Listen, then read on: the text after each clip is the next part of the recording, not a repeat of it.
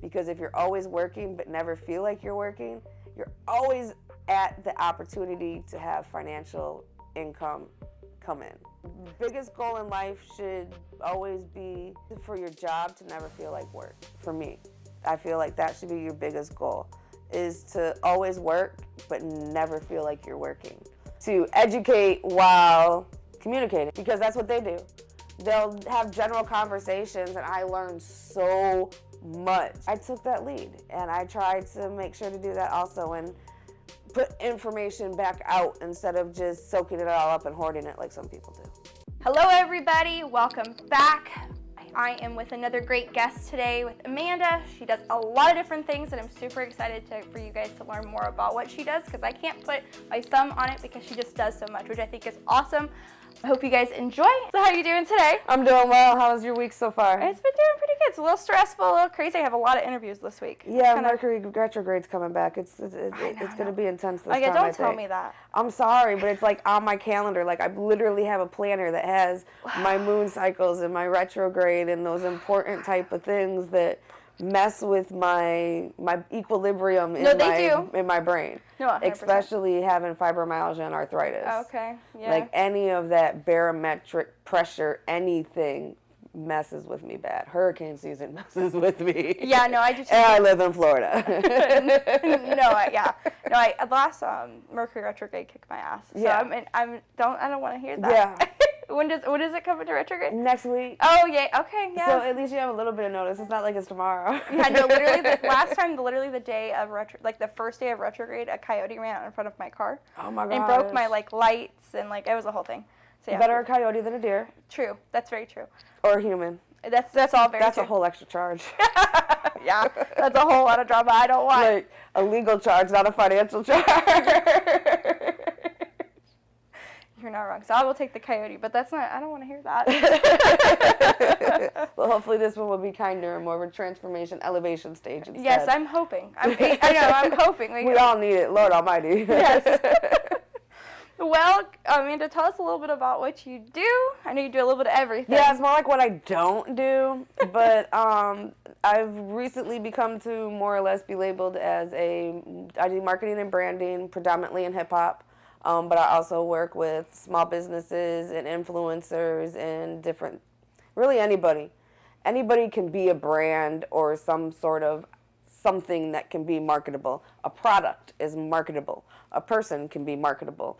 A brand, a book, any and everything has marketability to it. And my job is to find that marketability and how best to utilize it and brand it to elevate and grow. Okay, awesome. So can you tell us a little bit about how you do that maybe, or what got you into it? Let's start there. It started with I wanted to have a social life after I had my kid and get paid for it too. And I thought club promotion was the way to do that. Yeah, no, not really. But it led me into some really amazing doors, and I definitely wouldn't be here if it wasn't for that, so I have no regrets. So I started into the club promotion and quickly started working with different DJs and coalitions and different labels and artists, and discovering that my over decade in corporate world was beneficial behind the scenes and with the computer and the actual business side of the music industry. So I started figuring out how to utilize my skills in it. Okay. I do bios, EPKs. I've been labeled a celebrity blogger by some of the different labels and DJ coalitions. I've won a couple of different awards because of the blogging and the social media promotions and content creation and things that I've done, not just for myself, but with other artists and campaigns. Okay, awesome. What did you do in the corporate world?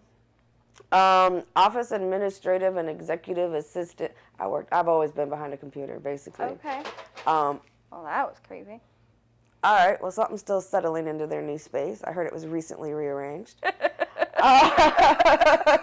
And I've also did office management, too. Okay. So it really has just been a little bit of everything, always. Okay. So now, did you do it for bigger companies, like you said corporate? So like a. Yeah, I've done it for the local small businesses, and I've done it for the larger corporations that have franchises and go throughout the state and work internationally even. Okay. Can you tell us I'm just curious what some of those were.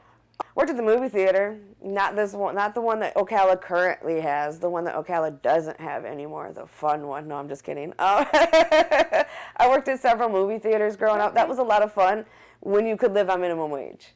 Yeah. When you can't live on minimum wage, it's not that much fun. No, definitely. Unless you're a teenager, and then it's still fun. You get free movies. That's true. But I worked at a couple different of the movie chains, Cinemas West. I don't even remember what franchise that even was. Okay. And yeah, a lot of them probably aren't even open anymore because a lot of the Okay. companies disbanded over the years. I was management at some office or some. My wording doesn't always come to me. Automotive garages, like mechanics. Okay. And got an interest in mechanics and was going to school to be a mechanic till I put my back out doing mechanics. So it just a little bit of everywhere. Okay, wow, yeah, that's like one extreme to the other. That's why I wanted to ask. And it really is one extreme to the other, and not even in a way because I can't decide. I just kind of follow the flow and what comes up and follow what I'm passionate about and try to find things that I like, because the more I like my job, the more I'm gonna want to do my job. Well, no, I think that's true. I mean, like they say, like if you really love your job, you never really work. Right, and I never, ever since my daughter was born, I don't feel like I'm working. Okay. Yeah, I mean that's important. And that's like 12 years now that I've been building Miss On Point and On Point curations and Miss On Point promo and all the different On Point different brand elevations. That's kind of become one of my On Point is kind of my brand staple. Okay, can you tell us a little bit about that? They started calling me Miss On Point back in street life that I can't really talk about. That's fine, yeah. And then I left the name way back there, and then when I started in music, I was like, I need a stage name. Well, what's better than Miss On Point? It's way more original than Amanda. Yeah. Especially in hip hop. And everything started becoming On Point. Okay. And it just kind of it's become part of my brand, kind of like the blue hair and the blue nails. I never leave home without them. Okay, yeah, no, I mean, I think that's super interesting and cool. Could you tell us a little bit about how what you've done to build that side of it? Because I know you kind of talked about like your beginning and your start, but like kind of like your middle part, I guess. To build which side? To like the On Point. To build a lot of footwork. Okay. A lot of footwork. The first probably 5-6 years of trying to build the social media promotions and the celebrity blogger and really trying to just figure out what I want to be and who I am, because I'm an adult and we don't have to know these things, damn it. We can figure it out even if we're almost 40. But no, it just a lot of footwork. The first, like I said, like 6 years probably, I was out the house 50 to 80% of the time. Yeah. In different cities, at different events, on the move, doing, this back when you used to put flyers and everything in the streets and hand out physical CDs and put in that footwork and the miles. And I put in that footwork and ran through several dozen pairs of shoes, and it was a lot of fun. Okay. It's a lot of fun. The industry has definitely changed in the past decade. Yeah, no. So where did you do this at? Was it here? Mostly in Central Florida, yeah. Okay. But definitely in the Southeast region. Central Florida and Southeast Georgia. Oh, okay. So where were you originally from? Originally I'm from Illinois. Oh, okay. But I've been down here 20 years now. Oh, okay. So like all the like stuff that you're talking about, like it has all been in Florida. Oh, it's all been in Florida. Yeah. All of it. Okay. Yeah. Interesting. So yeah, like, that's all just the past 15 years. No, okay. Well, no. The name is much older than that. The name came from Illinois. Okay. When I was like 18, 19. Okay. I guess I'm just trying 18, to structure like timeline in my head. Yeah, I'm almost 40, so there's a lot of time for it to cover. Yeah, no, I can, I'm sure. That's a lot. And I started early. Like, I had my first business when I was 12. Okay. Well, tell us about that. What was it? I raised rabbits on a national level and showed all across the state. Like, they have, like, 4-H and horse. Yeah. We live in Ocala. Everybody knows about horse shows. Well, they have rabbit shows, too. They sure do. And it's basically the same thing, only, it's rabbits. And I showed all over. I drove from Florida to California. I've driven from Illinois to Oregon. I've all over the United States to show rabbits and sell them. And it paid all my bills and bought me anything and everything I wanted until I stopped doing it when I was 18, 19, because I didn't like it anymore. I grew up. Yeah. That's really funny that you say that, though, because I was super big in, I love poultry in general. Like Okay, so you totally know exactly what I mean. Yeah, and so I actually had, we had 60 chickens at one point when I was in high school, and we raised them and we sold them, and like my rooster that I had, like, won a bunch of awards. Like, I could have went to state. And everybody would be like, what do you have, chickens, you do poultry? But then the people that know are like, that's so cool. What breeds do you have? What colors? What championships have you won? Are you have any grand champion? Yeah. Like, what's your lineage? Like, they just dive right into it. And I was that nerd. Yeah, no. And the computer nerd. And the band nerd. I was not very well liked when I went to school. Well, I was homeschooled, so I guess I could. I was too in high school. Yeah, from like on and off in middle school, but for all of high school, I graduated when I was 16. Okay. And started college when I was 17. Oh, awesome. Okay, so what do you have a degree in? I didn't get finished anything. Okay. I kept changing it. Kind of like you've done throughout. Yeah, like I would get close to it. Well, then I would switch schools or switch states. Okay. And not everything would transfer, and I'd have to do more. Or I would change my mind on what I'd want to do. And I like humanities. I ended up taking a lot of humanities classes and not much else. I'm a humanities elective person. I don't like math. Yeah, I don't like math. I don't like the English classes. I love to read and I love to learn. But I don't like English classes, especially college ones. I'd rather go back to the high school ones. Yeah. High school essays were way easier than college essays. I don't know about that. My high school essays, I think, were harder than my college essays. It might have been because I was homeschooled. Yeah, I mean, I don't know. My homeschool was not easy, but I got to pick my subjects. Maybe that's what it was. Maybe. Yeah. Because she did that. She graded everything and picked all the assignments, but I got to pick my main subject for the year. And then I did Civil War I did the Confederate one year and the Union one year.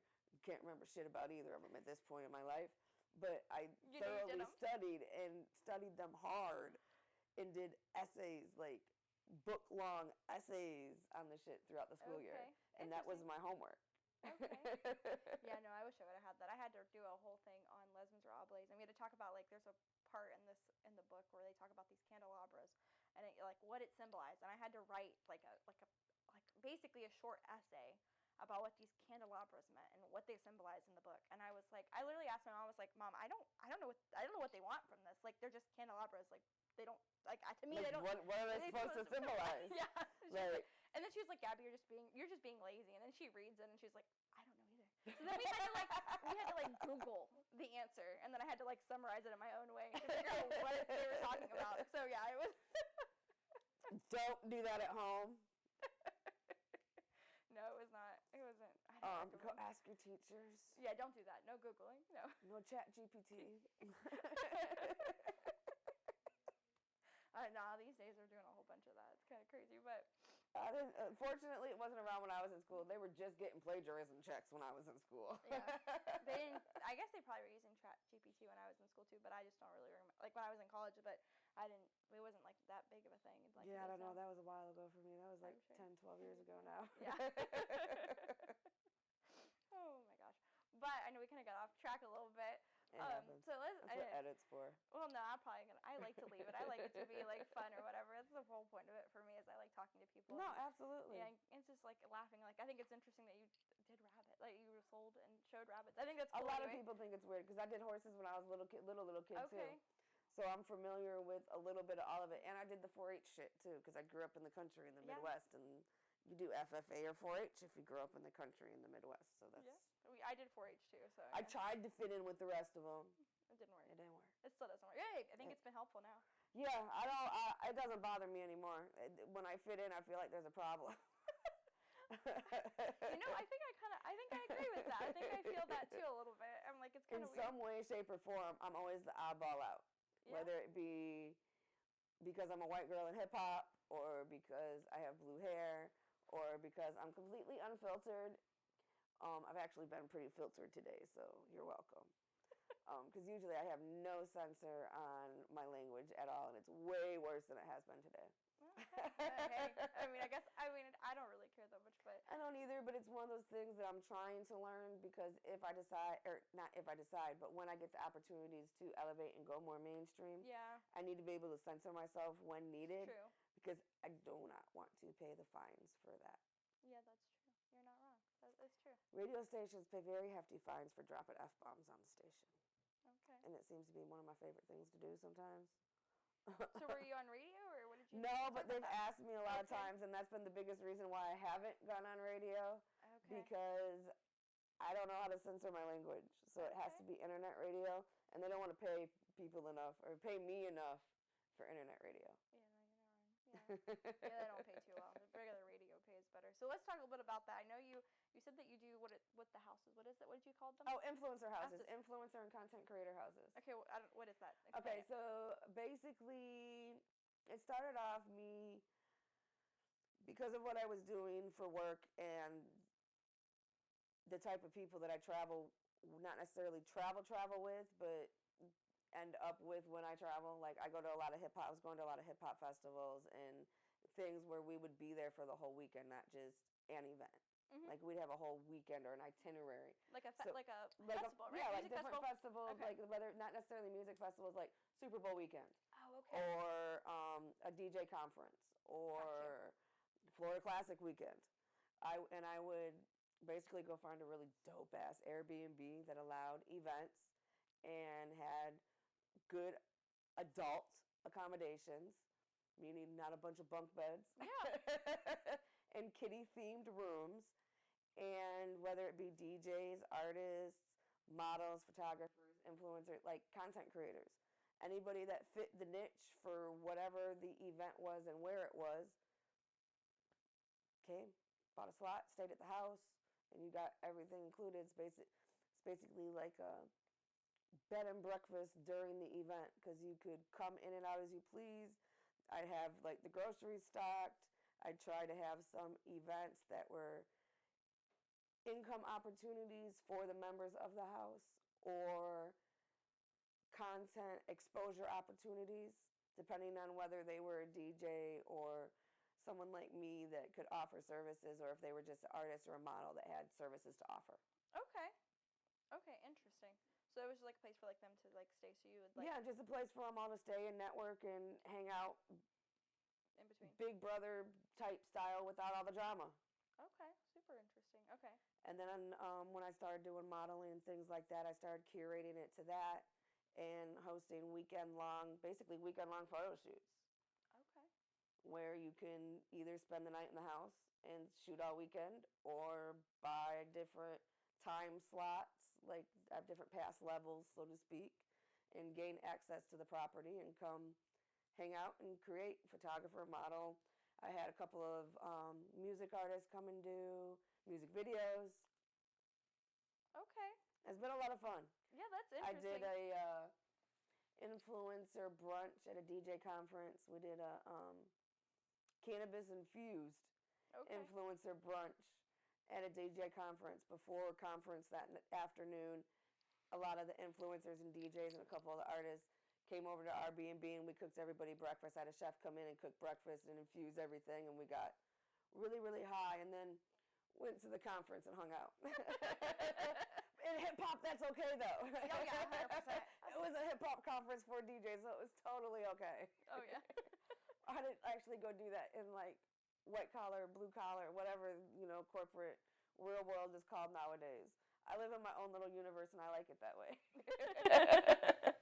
So when you do these, are they like they're everywhere? Like yeah, predominantly Central Florida, but I'll do them.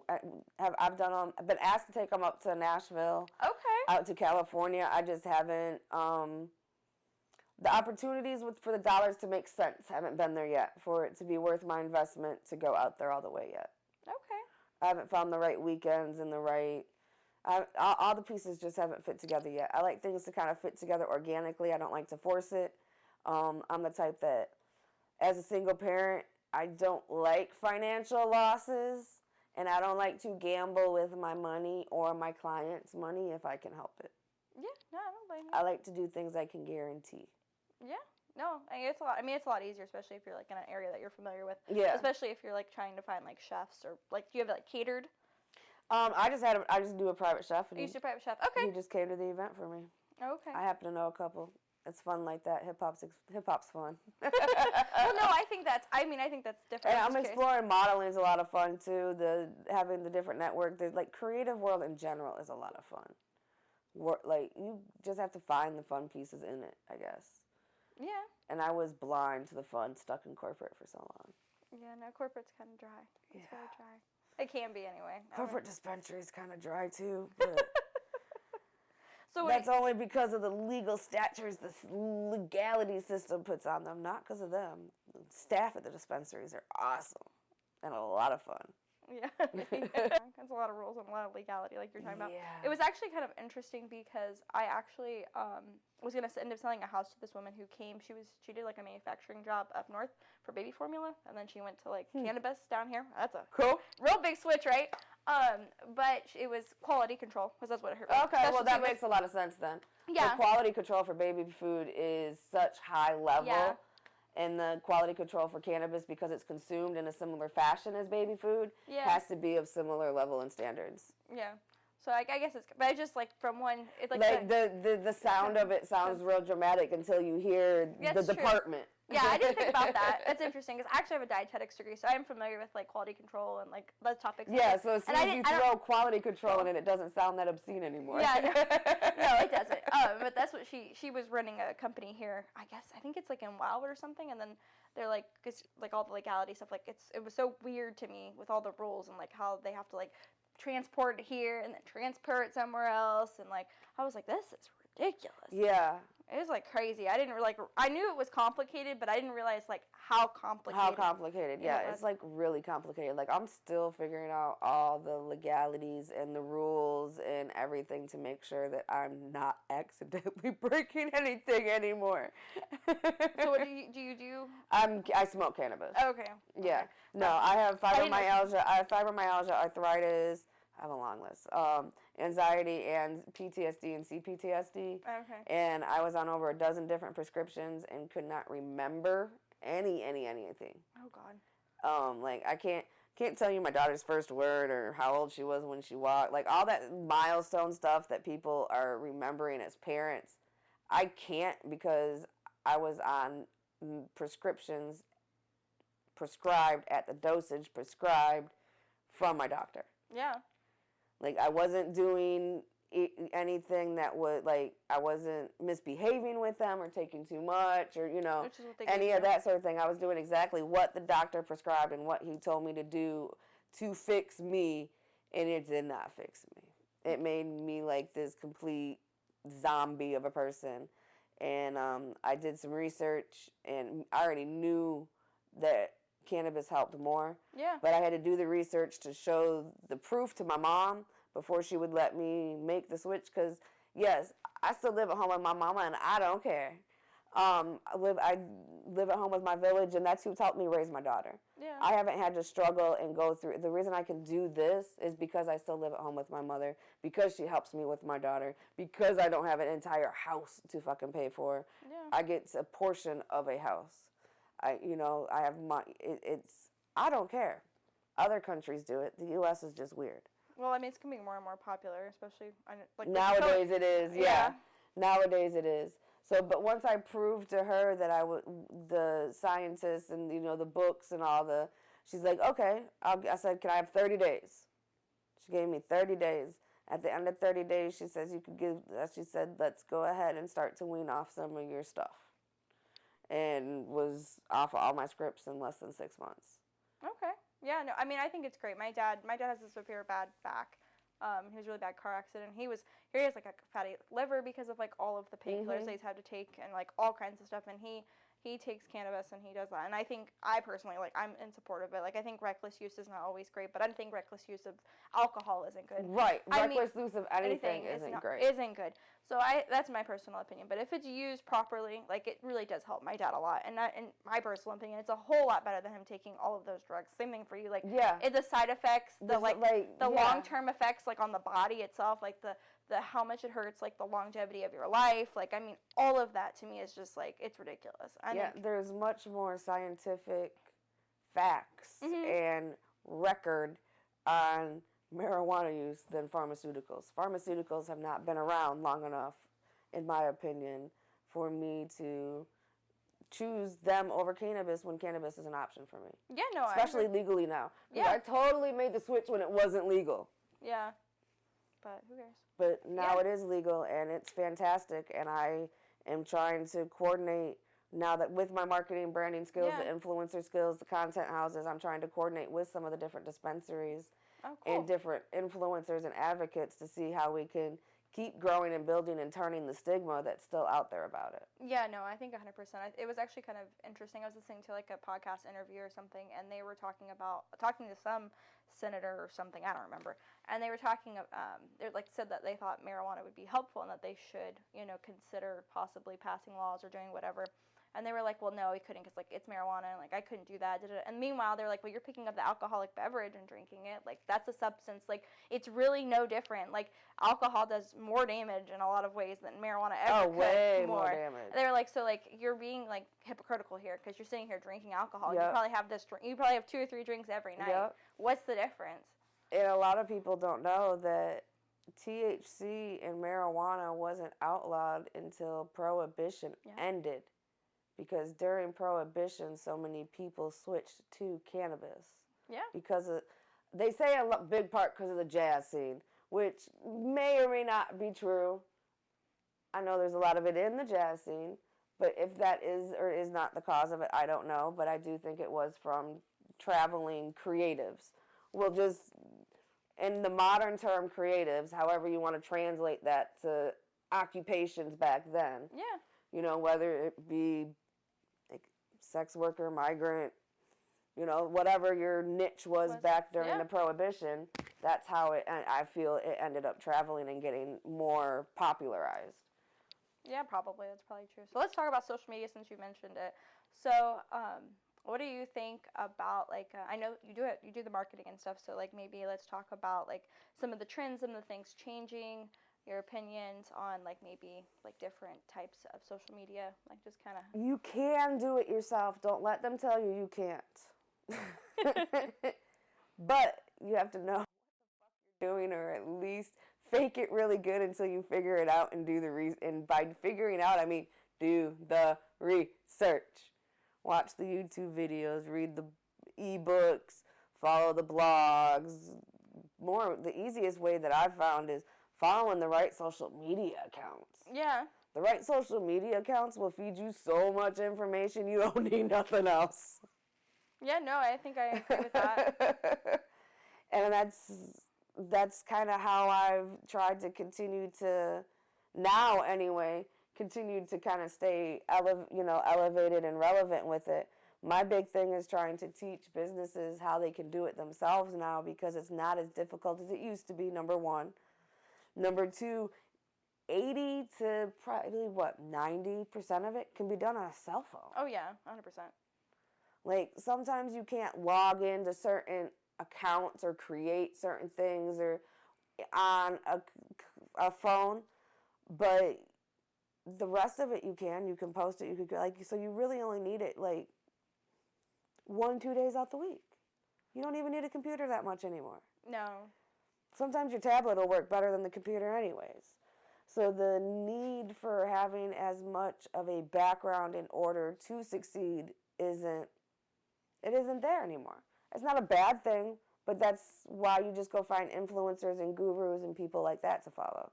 I mean, unless you have the money and want to pay somebody to do it, then, I mean, we'll happily do it if you want to pay us, but most of us would rather just tell you how to go do it yourself, and you pay us a little bit of money while you do it yourself and make more money for yourself. No, I think things are gonna go more that route, especially with AI and like how they're able to like cut up the shorts and do things like that to make things a lot quicker. Oh yeah, absolutely. Which I'm kind of looking forward to, because it's a little exhausting to have to watch a video and cut it into pieces. It's like I'm gonna shoot myself, but you have to. It is what it is. It is what it is. It's part of why I don't always interview anymore. Yeah. and I decided not to take the vlogger route that I was attempting to take during COVID. Yeah. No, it is a lot of work. I like it, but it is sometimes I'm like I'm so over looking. I had to pick and choose. Yeah. And between, like, with everything else I had going on, me choosing to do being an influencer and doing the modeling and focusing on it from a social media Instagram platform style was more productive for my brand. Yeah. It's not always that case for everybody. My preferred platform of shoot method and everything is Instagram.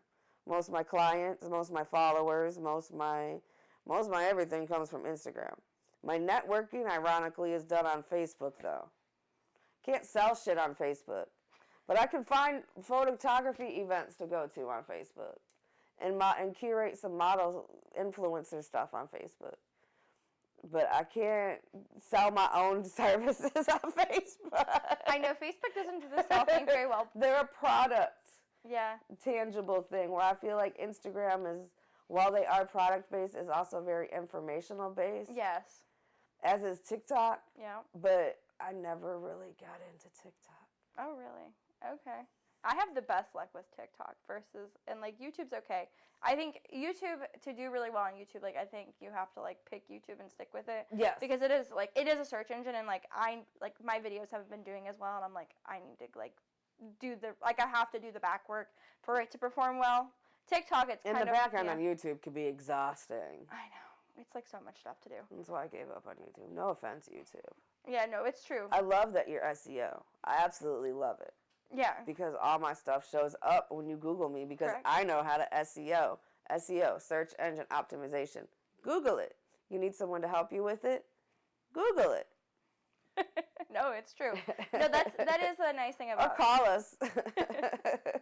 That is the nice thing about YouTube, is that it compounds upon itself. So like Yes. I mean, if you make a video today, it still could get views. And Instagram's starting to do that now too. I know. So is TikTok. They're all doing it. They're all. So Instagram took TikTok's lead on it. The part for me that was hard with TikTok was all video. Yeah.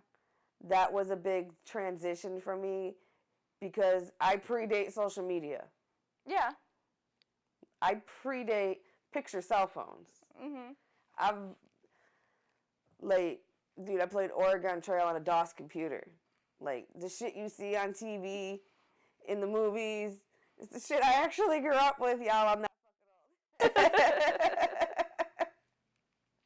No, I know we've definitely done a huge shift. Like in just the last 20 years. I know, especially like even in the last 5 years, because I mean I know I'm 25, but like even when I was like social media really. Oh yeah, just since MySpace became MySpace, or just since Yeah. AOL became AOL, like.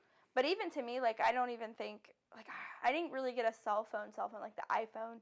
Like most of my age group didn't really get them until we were like high school, like 9th, 10th I was grade. an adult. I was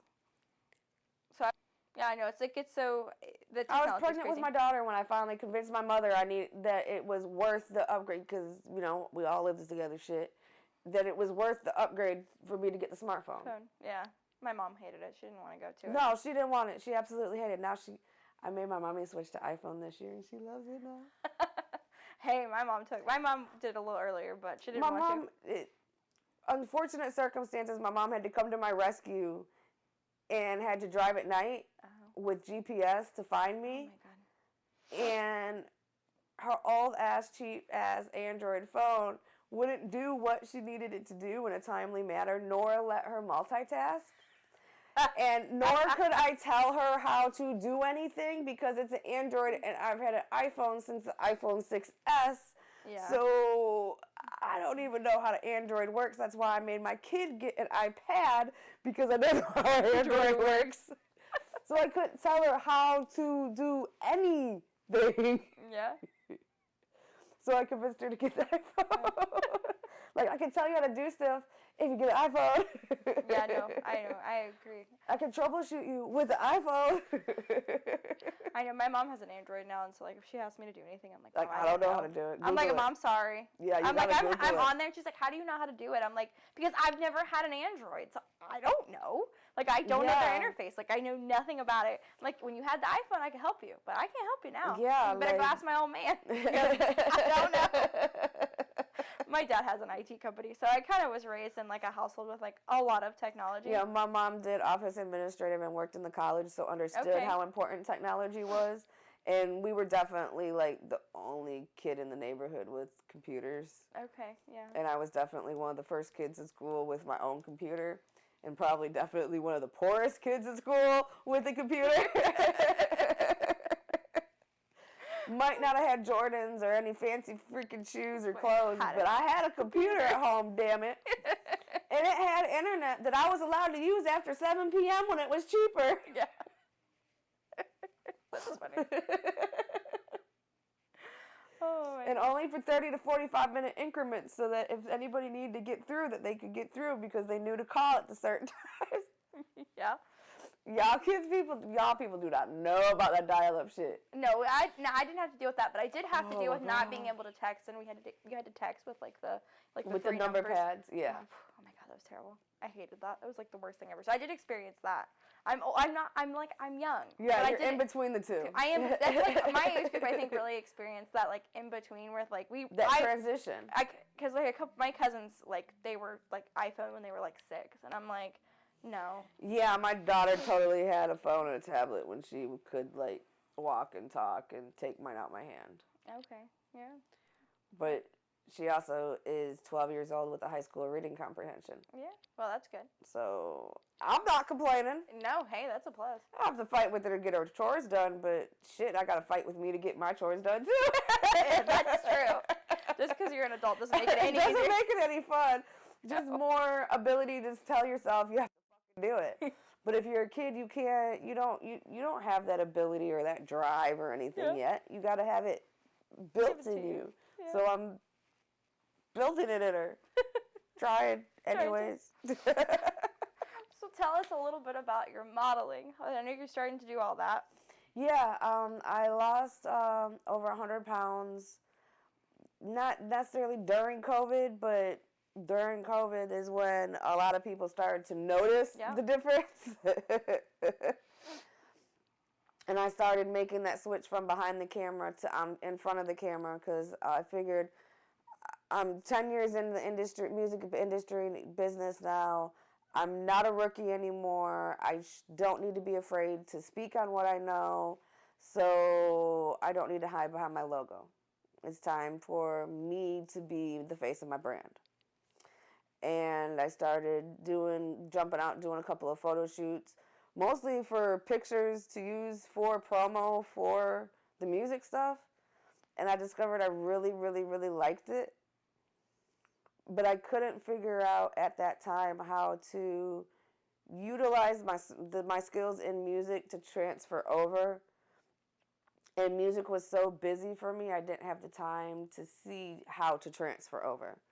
But that changed about a year or so ago. I had a couple of things happen where I lost a couple of my full-time clients and got more time for myself and had to either go find new music clients or pivot and discover something else that was going to bring in that source of stability while still allowing me to go have fun and enjoy what I do. So I decided to try modeling, so here I am, trying modeling. So how's it going? I'm about 4 months into it. I'm having a lot of fun curating. I'm more than 4 months into it. I've been taking it very, very seriously for about 5 or 6 months. Okay. I started about 8 months ago, and I've been taking it more seriously like 5 or 6 months, especially the last 4 or 5. And I started in the past 4 months is when I figured out, light bulb moment, oh fuck, the influencer houses can be content creator houses, and I can do big long photo shoot weekends. And so now I host one of those every month. Okay. In a different city in Central Florida. And it's usually a 2-day event, and there's like 5 hours of shoot time on one day in the evening and an entire 12 hours of shoot time the next day. And everybody's even allowed to spend the night to travel, to go home that next morning at checkout.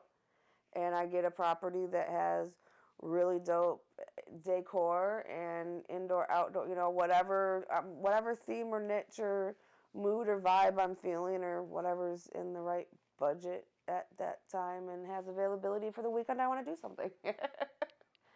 I just go on VRBO or reach out to different B&B owners and different small businesses that like boutique hotels and camping sites and things like that have locations I think would be fun to go and shoot at and create content at, and book them for the weekend, and then start curating photographers and models and other creatives to come create and have fun with us. Yeah, it's a lot of fun. Yeah, no. I like how you took like one idea and put it into the other. That's kind of how all of my Yeah. transitions and elevations have happened. It's all natural and organic. I haven't had to push and force any of it. It just kind of all falls in my lap, and I like it like that. Yeah. It helps if you know the right people too. Yes.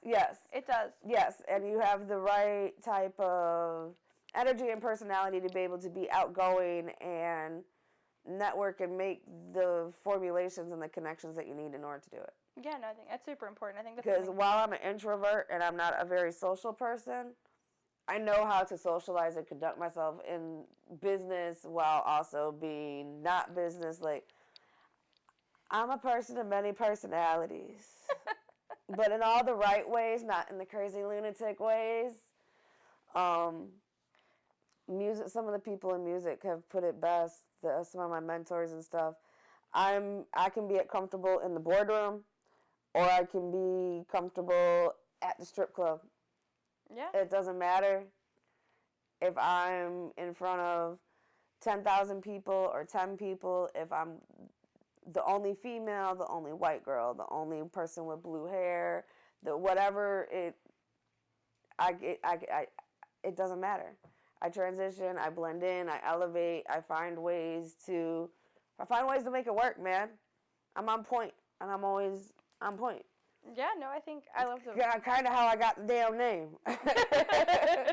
And once you get it, you kind of have to live up to it. That's so true. I'm always like, how do I do something else? How can I elevate? How can I take it to that next level? Yeah, no, I think it's like super important. So like usually towards the end of the podcast, like the last thing I always ask the person that I interview, because most of them have all been entrepreneurs or like they're like specialty in whatever they do. So I always ask, what advice would you give like a young entrepreneur, somebody looking to go into business? Sounds like you have a lot. Yeah, really, I've given you all a lot of advice if you really actually listen. have. Yeah. But I give that's because of my mentors. I have an amazing group of mentors, and they have always taught me to educate while communicating. Yeah. Because that's what they do. They'll have general conversations, and I learn so much just literally sitting in a room, listening to them have a conversation with someone I don't even know or just met. Or like so that's, I took that lead, and I tried to make sure to do that also and put information back out instead of just soaking it all up and hoarding it like some people do. Yeah, no. But my biggest thing would be follow your passions. Make sure that you like what you do, and that the biggest goal in life should always be for your job to never feel like work, for me. I feel like that should be your biggest goal, is to always work but never feel like you're working. Because if you're always working but never feel like you're working, you're always at the opportunity to have financial income come in. So if you're always working, there's always revenues coming in. No, I think that's so great. You're never stopping the flow of finances or the flow of any of your abundance or gifts or however you choose to word it for your particular denomination or segment or beliefs. I try to be PC correct. Just like everything, just throw it all there. You're not going to troll me for not trying, I tell you that much. Well, I've really enjoyed this, and you're really fun to talk to, and I had a lot of fun. I appreciate it. Yeah, no, I appreciate you coming on, and so thanks guys for watching, and check back next week for the next episode. All right.